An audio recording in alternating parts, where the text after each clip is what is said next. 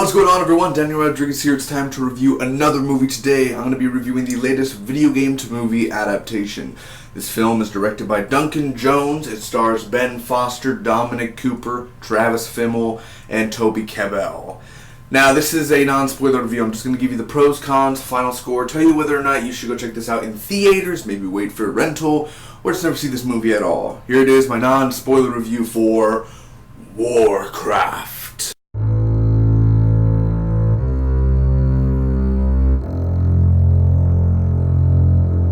Alright guys, starting off with the pros, I have to say, with the storyline being humans versus orcs, we're going to start off with the humans. There is one actor on the human side that really just, when I walked out, I was like, that guy was fantastic, great actor, and of course he is. I love this actor. He really stole the show for me when he was on screen. Ben Foster. Ben Foster plays Medivh. He's basically the guardian of Warcraft, and he was so awesome. I mean, I love his parts, I love his role. I'm very happy to have seen him in this film, and I'm glad he didn't have a small role. He is pretty much almost close up to a main character in the film, or a side character. Now, with the orcs, there's one character on the orc side that I really started to care about, that I really started to like, that I was like, this guy could be the hero of the film, basically. Durotan, who is played by Toby Kebbell.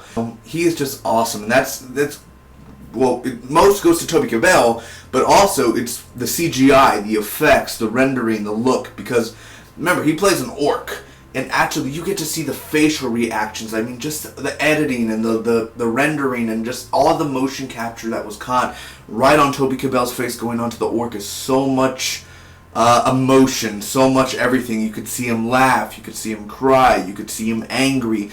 All that was caught right from Toby Kebbell into the film onto Durotan, and it's totally beautiful. You could see the orcs sweating. Every little detail, their skin, their scars, everything is totally detailed on the orcs, all the orcs. Now, for both sides, orcs and humans, I did have some sort of emotional feeling to. Now, I wasn't really attached to any characters, but there are a few scenes in the film that really do kind of get your eyes watery.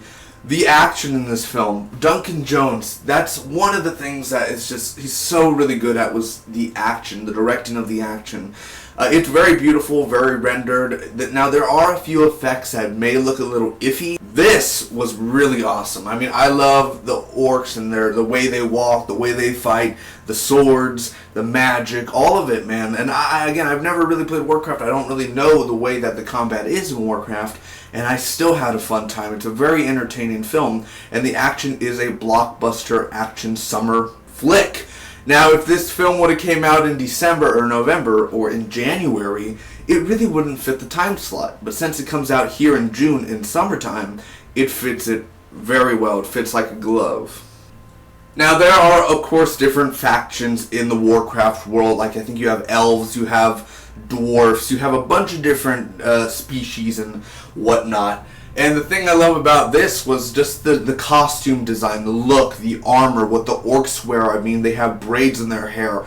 Every little detail, again, everyone looks so different, and that's what I love about it, is everyone's dressed differently, royalty, or maybe you're a hobo in the world. I mean, there's just so much costume detail.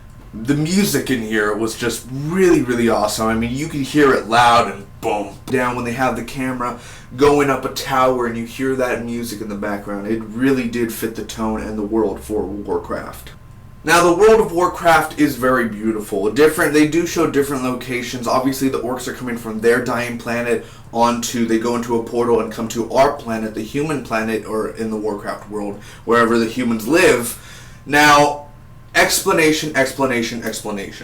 You need to give explanation in order for people who don't know Warcraft.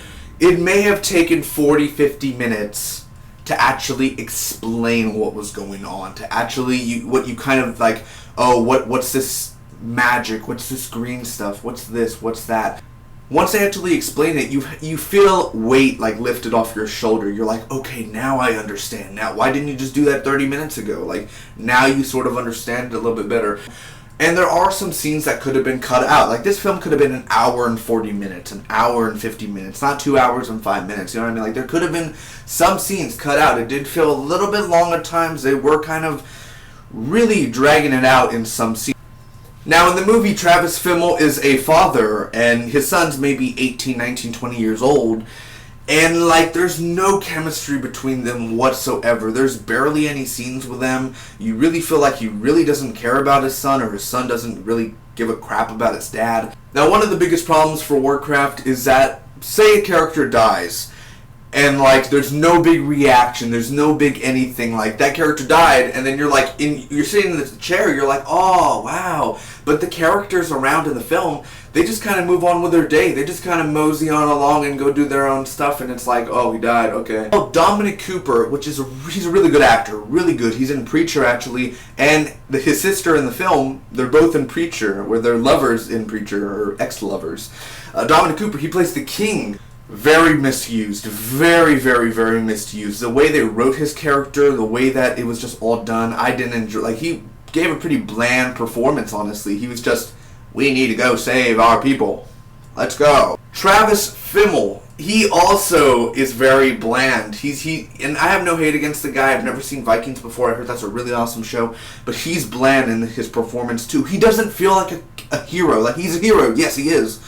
But he doesn't feel like a hero I would follow. He doesn't really... He feels just like he's cocky, douchey, just... You know what I mean? He just feels like... Are you sure about that? Overall, guys, I'm going to give Warcraft a 7.8 out of a 10. I thought it was a really good action flick.